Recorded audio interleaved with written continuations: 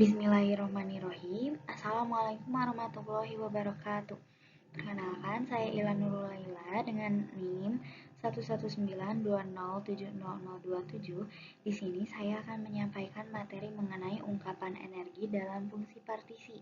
Nah, jadi di sini kan ada variabel energi ya. Karena fungsi partisi ini merupakan jembatan antara statistik dan termodinamika, maka alangkah lebih baiknya besaran-besaran termodinamika itu kita nyatakan dalam fungsi partisi. Salah satu besaran termodinamika yang akan kita nyatakan dalam fungsi partisi itu adalah energi. Dalam statistik, energi ini didefinisikan dengan E sama dengan sigma S, NS, ES. NS-nya ini, nilai NS-nya bisa kita substitusikan dari persamaan pada materi-materi sebelumnya ya. Jadi NS ini kan sama dengan GS eksponensial alpha plus beta ES ya. Jadi kita peroleh persamaan E-nya itu persamaan energinya menjadi E sama dengan sigma S ES GS eksponensial alpha plus beta ES. Oke. Kita ingat kembali ekipartisi energi pada bab aplikasi statistik Maxwell-Boltzmann ya. Jadi, fungsi partisi pada persamaan 12.8 pada buku itu bisa diturunkan terhadap beta. Jadi, dz per d beta. Nah, z-nya ini kan kita sudah definisikan pada subbab sebelumnya ya. Z-nya sama dengan sigma S GS eksponensial beta ES. Jadi, ini bisa diturunkan terhadap beta sehingga kita punya sigma S GS dan eksponensial beta ES. Nah, eksponensial beta ES-nya ini bila kita turunkan didapat hasilnya ES eksponensial beta ES. Jadi dz per d beta itu sama dengan sigma S GS ES eksponensial beta ES. Nah, persamaan 3 ini bisa kita substitusikan ke persamaan 2 sehingga diperoleh E sama dengan eksponensial alfa. Nah, eksponensial alfanya ini kita keluarkan ya, karena di sini penjumlahannya itu semuanya terhadap ES. Jadi E sama dengan eksponensial alfa sigma S GS ES eksponensial beta ES. Nah, karena sigma S GS ES eksponensial beta ES ini adalah dz per d beta, jadi kita bisa tulis persamaan E-nya itu menjadi eksponensial alfa dz per d beta.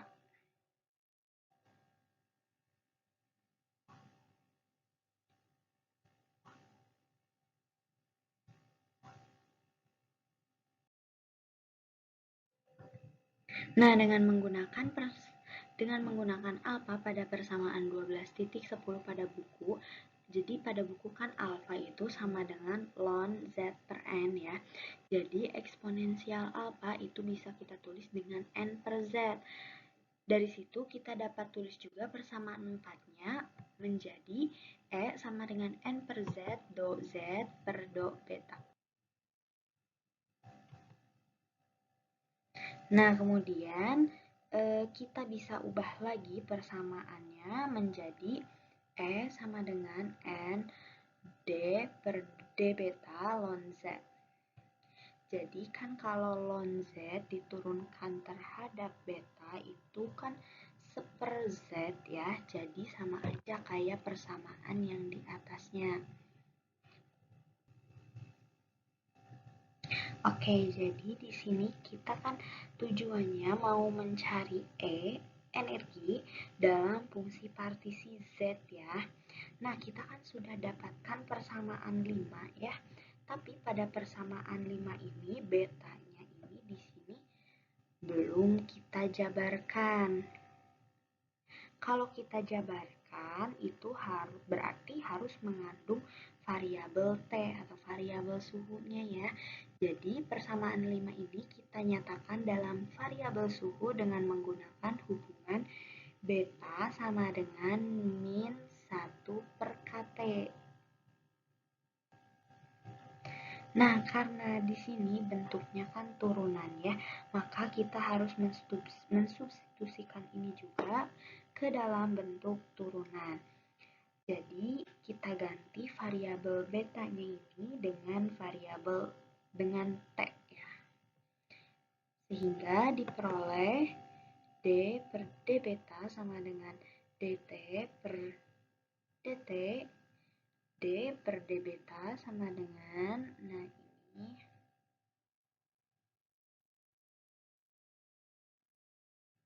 ini sama aja ya.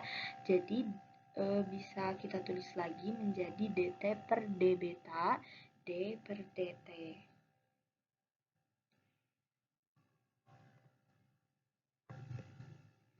Nah, kita bisa substitusikan ya.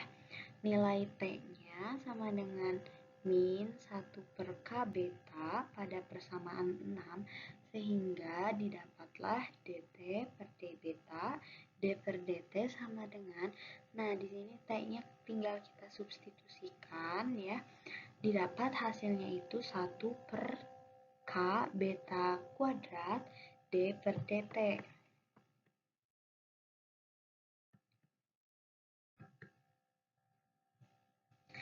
Kemudian kita substitusikan lagi betanya sama dengan min 1 per kT pada persamaan 7 sehingga didapatlah hasil akhirnya itu kT kuadrat d per dt.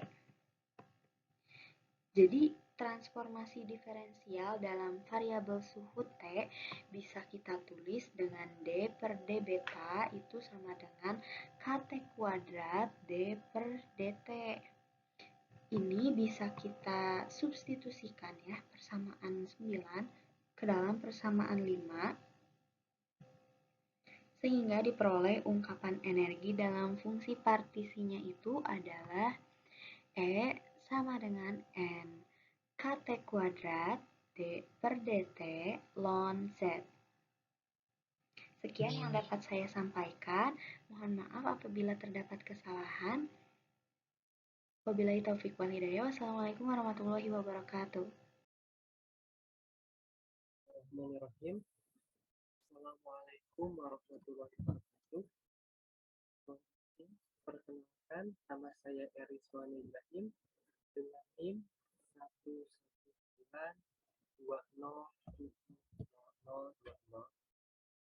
Tim melanjutkan pemaparan. Saya di sini akan menjelaskan poin 12.4 mengenai energi bebas Helmholtz. Nah, perlu diketahui bersama bahwasanya energi bebas Helmholtz ini merupakan materi yang tidak asing ya bagi kita semua, karena materi ini telah kita pelajari pada mata kuliah termodinamika. Dalam sejarahnya sendiri, energi bebas Helmholtz ini merupakan penemuan ataupun pengembangan yang dilakukan oleh Hermann von Helmholtz yang pertama kali presentasikan pada tahun 1882. Sehingga untuk penamaannya sendiri, energi bebas Helmholtz ini dilambangkan dengan huruf A ataupun kepanjangan yakni Arbeits ya, yang berasal dari bahasa Jerman yang berarti ya. Nah, untuk definisinya sendiri, sebagaimana yang telah kita ketahui bersama, energi bebas Helmholtz ini merupakan potensial termodinamika yang mengukur kerja dari sistem termodinamika tertutup pada suhu konstan, di mana pada perbedaan negatif energi Helmholtz ini sama dengan jumlah maksimal kerja yang dapat dilakukan suatu sistem dalam proses termodinamika dengan volume konstan. mana pada suhu yang konstan ini energi luas ini akan diminimalkan pada keseimbangan ataupun equilibrium. Nah, untuk persamaan matematisnya ya, sebagaimana kita ketahui, energi ini dilambangkan dengan huruf A. Dengan demikian, A sama dengan U min TS, di mana A ini sebagai energi bebas Helmholtz dan U ini ya berarti energi internal sistem dan T ini berarti suhu ataupun temperatur dalam zona Kelvin dan S ini entropi. Nah, untuk selanjutnya sendiri ya, dalam buku ada perbedaan penulisan persamaan. Nah, dalam buku sendiri persamaannya dituliskan menjadi F E T S. Huruf A-nya diganti menjadi F ya. Nah, dengan menggunakan bentuk entropi pada persamaan 12.1 yang berada pada lembar sebelumnya ya, bisa dilihat nanti lebih lanjut dengan persamaan S sama dengan E per T Kn ln Zn ditambah dengan Kn ya. Sehingga dimasukkan kepada persamaan energi bebas Helmholtz ini menjadi F sama dengan E min T kali dengan yang persamaan tadi ya 12.1 menjadi E per T Kn ln Zn tambah dengan Kn. Nah, ET ini ya dihilangkan sehingga persamaannya F sama dengan min KT ln Zn min NKT. Karena kan Zn ini masih bentuk pecahan untuk memudahkan kita ya, nanti menjadi persamaan ini ya sama dengan F sama dengan min NKT ln Z ditambah KT dikali dengan N ln N dikurangi N. Untuk selanjutnya kita menggunakan pendekatan Stirling ya untuk menuliskan bentuk aproksimasi dari energi bebas dengan ln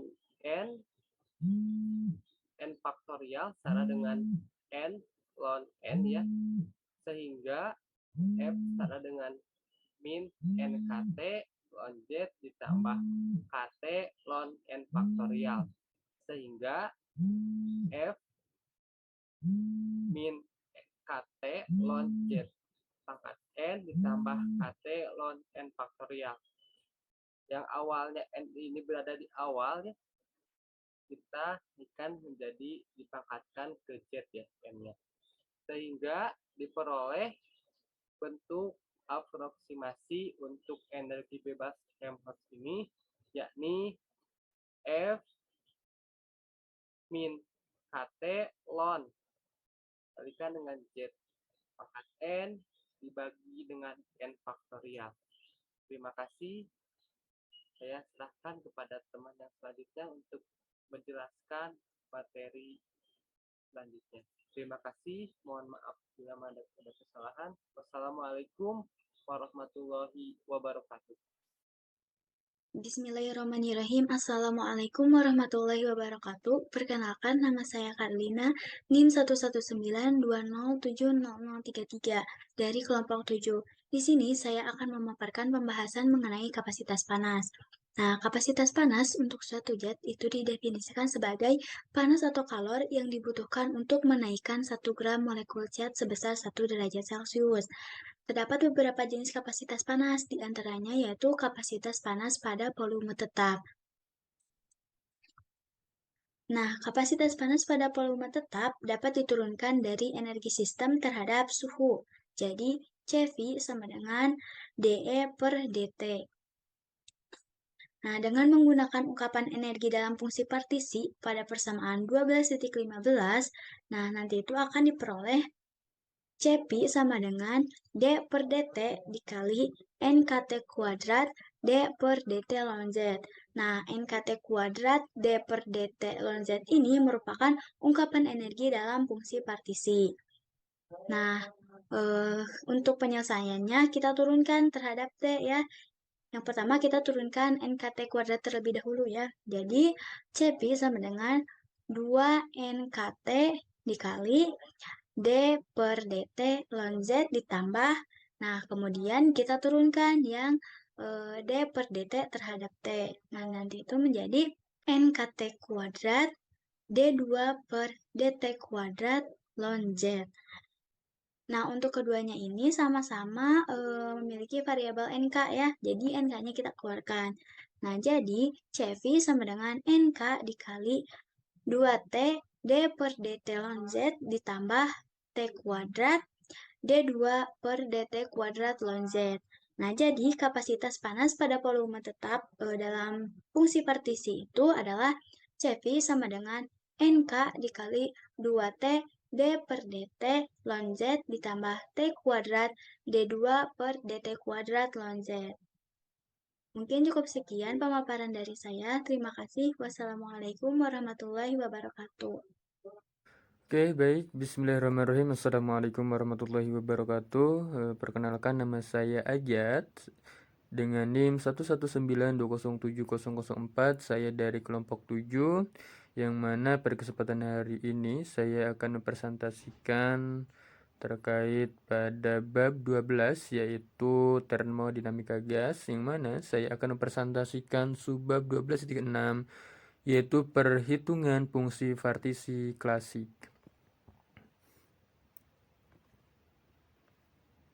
Oke, telah diturunkan persamaan rapat keadaan, yaitu G dalam kurung E DE sama dengan BV 2V dalam kurung 2M pangkat 3 per 2 E pangkat 1 per 2 DE. Bentuk penjumlahan dalam fungsi partisi seperti yang tampak pada persamaan 12.15, yaitu E sama dengan NKT pangkat 2 DT ln Z. Nah, yang mana dapat dinyatakan dalam bentuk integral, yaitu GS G dalam kurung E DE.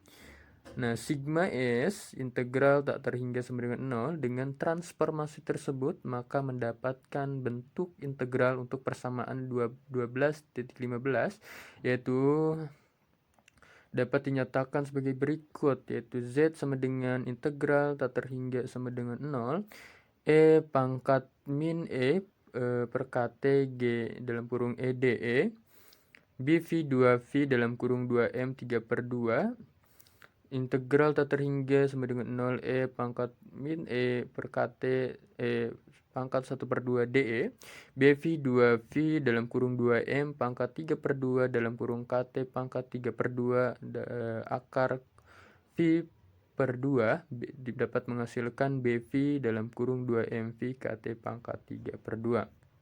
Nah, dengan menggunakan persamaan 12.21 yang tadi, maka didapatkan beberapa hasil berikut, yaitu ln Z sama dengan ln BV dalam kurung 2M V KT pangkat 3 per 2 dan sama dengan ln BV dalam kurung 2M V KT pangkat 3 per 2 ditambah 3 per 2 ln T. Nah, disubstitusikan persamaan 12.22 ke dalam persamaan 12.15 didapatkan energi gas berikut, yaitu E sama dengan NKT pangkat 2 D per DT ln BV 2M VK pangkat 3 per 2 ln T, yang mana dapat menghasilkan 3 per 2 NKT. Mungkin segitu saja dari saya. Terima kasih. Wassalamualaikum warahmatullahi wabarakatuh.